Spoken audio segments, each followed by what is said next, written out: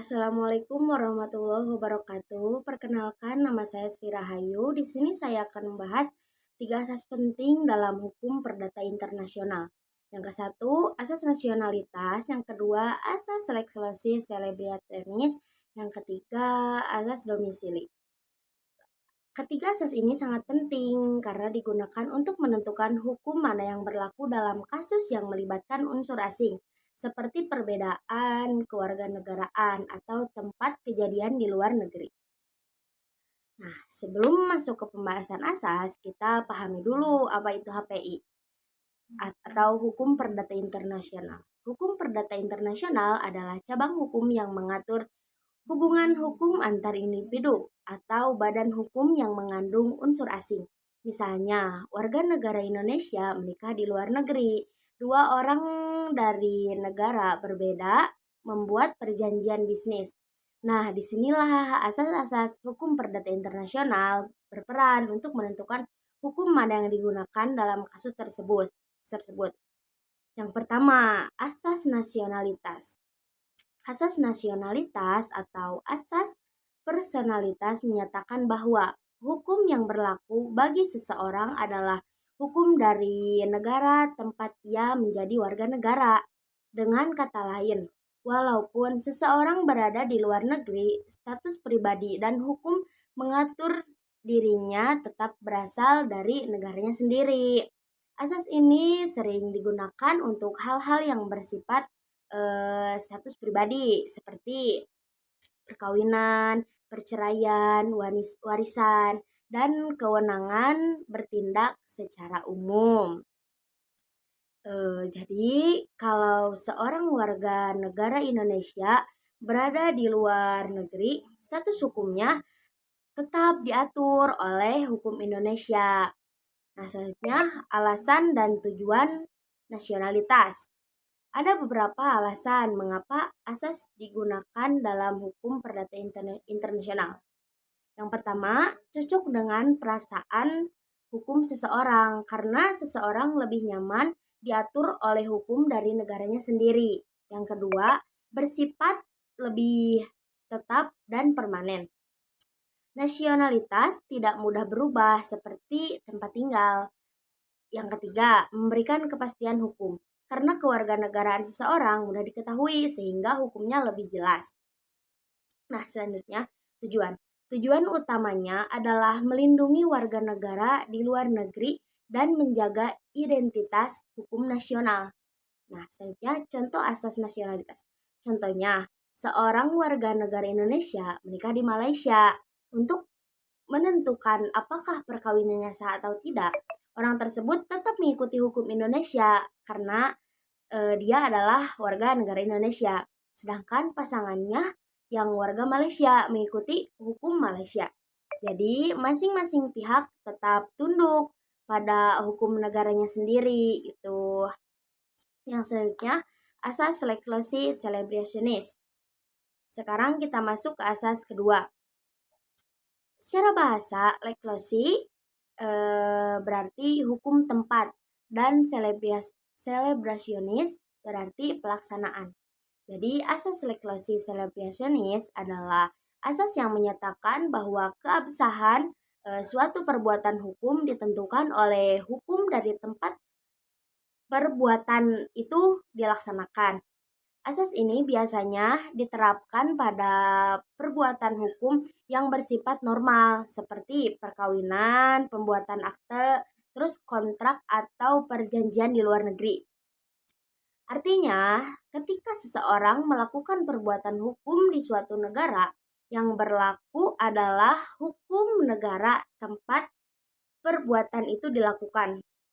Contohnya, terus contoh penerapan legislasinya. Contohnya, 2 orang warga negara Indonesia menikah di Perancis.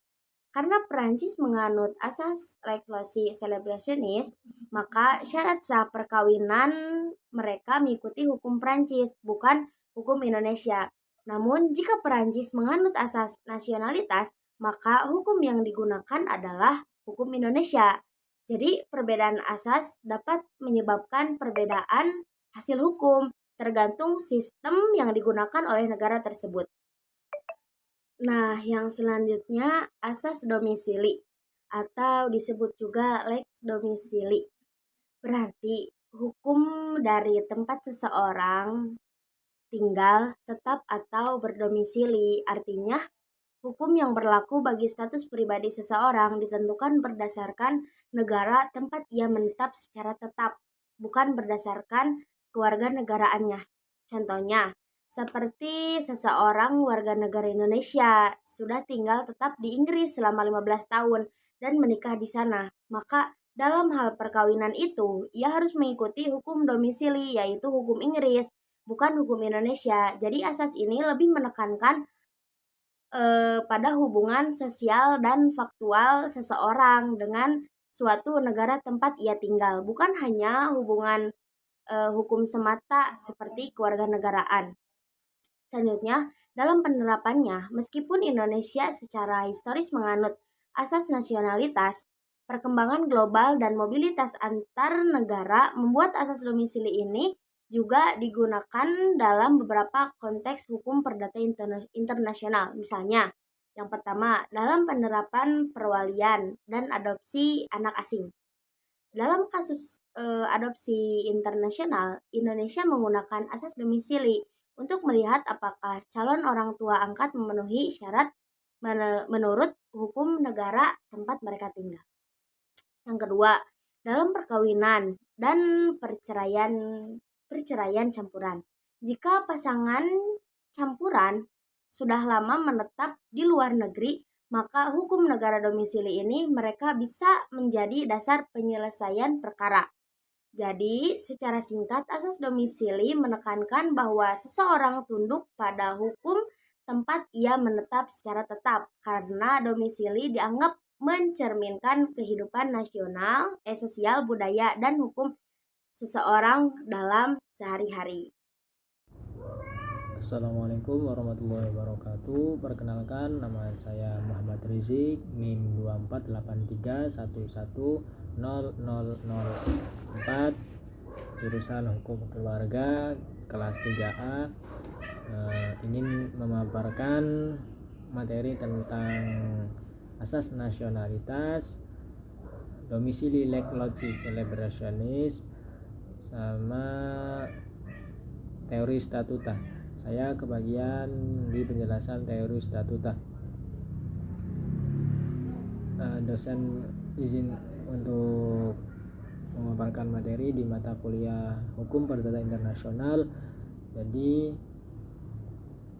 teori statuta yaitu dalam Hukum Perdata Internasional adalah teori yang membahas bagaimana hukum suatu negara atau wilayah berlaku terhadap subjek hukum yang berbeda-beda, terutama dalam hal status personal, status hukum seorangan atau status hukum seorangan, dan hukum properti atau hukum tentang benda. Teori ini menjadi cikal bakal hukum perdata internasional dan dikembangkan oleh Bartolus de Sassoferratos pada abad 13 sampai 14. Jadi teori statuta ini mungkin merupakan teori yang paling kuno dalam versi aslinya. Teori ini merupakan produk teori Italia abad ke-13. Teori ini dikemukakan oleh Bartolus de Saccoferrato yang dapat disebut sebagai bapak teori ini. Hukum perdata dapat diterapkan sepanjang tidak bertentangan dengan ketertiban publik dan ketertiban umum. Istilah statuta digunakan untuk mewujudkan hukum setempat, baik adat istiadat atau perundang-undangan negara kota. Statuta atas undang-undang daerah diklasifikasikan menurut teori undang-undang menjadi 3 kategori, yaitu undang-undang personal atau personal statuta, yang kedua ada undang-undang real atau real statuta, dan yang ketiga ada undang-undang campuran atau mixed statute. Jadi teori ini hukum yang berlaku di suatu tempat atau suatu negara, suatu wilayah yang dijadikan sebagai acuan untuk tujuannya.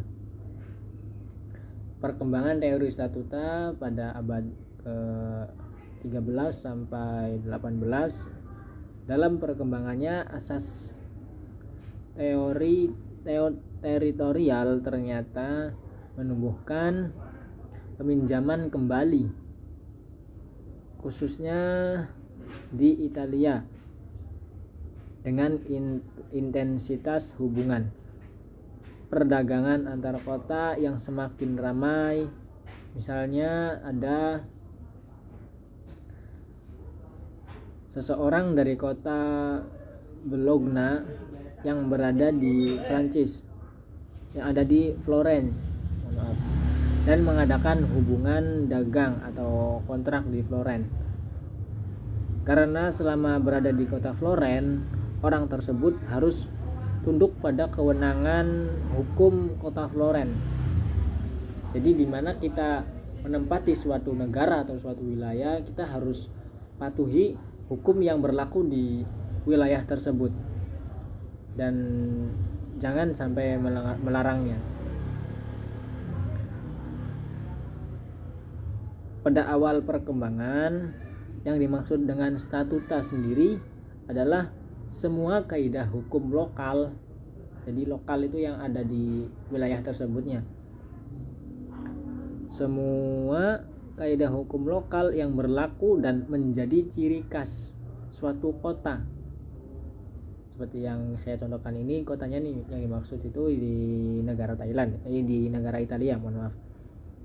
Statuta itu merupakan kaidah hukum khusus atau lex specialis. Dalam bahasa hukumnya lex specialis yang menyimpang dari kaidah-kaidah hukum umum yang berlaku di Italia. Jadi teori statuta yang dikembangkan Bartolus dimaksudkan untuk menyelesaikan perkara-perkara yang menyangkut dengan kaidah-kaidah hukum lokal dari berbagai kota di Italia dan kaidah-kaidah hukum lokal dengan kaidah hukum secara umumnya. Jadi semisal kita tinggal di suatu negara seperti yang tadi saya bacakan, yang saya contohkan di Italia, kita harus patuhi hukum yang ada di negara tersebut. Contoh lagi, semisal ada suatu pasangan yang menikah tapi berbeda negara, satu pasangan ini, yang laki-laki di negara B, negara A, yang perempuan di negara B. Jadi hukum yang dilaksanakan itu hukum yang saat perkawinan, hukum yang dilaksanakannya yaitu negara atau tempat yang dilaksanakannya akad nikah tersebut, misalnya kayak gitu. Ada pasangan suami istri yang mau melaksanakan akad nikah, misal ada di negara Italia, tapi suami istrinya beda negara. Jadi yang dilaksanain itu ya hukumnya hukum Italia. Kita harus patut dengan hukum yang kita tempati untuk tinggal. Itu saja yang saya bisa sampaikan. Kurang dan kurangnya mohon maaf. Wallahul muwaffiq ila aqwamit thoriq. Wassalamualaikum warahmatullahi wabarakatuh.